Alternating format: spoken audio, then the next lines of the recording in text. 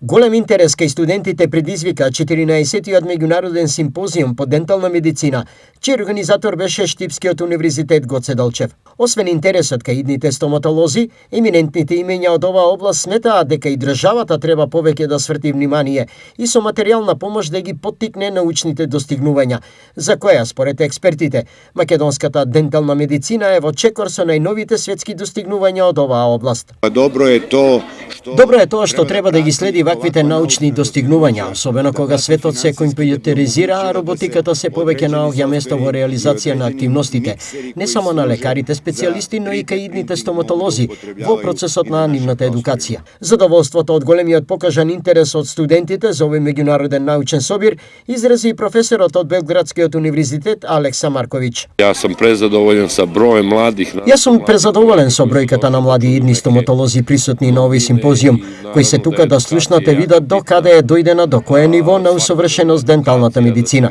Тоа е многу важно за нивната секојдневна научна надградба и едукација, која понатаму повеќе од сигурно е дека ќе рефлектира одлични резултати и постигнувања во оваа област. Организаторот, преку професорот доктор Кире Папакоча, дополни. Присутни преку 300 доктори стоматолози, слушатели, кои што имат можност да слушнат реномирани предавачи од кај нас и од соседна Србија.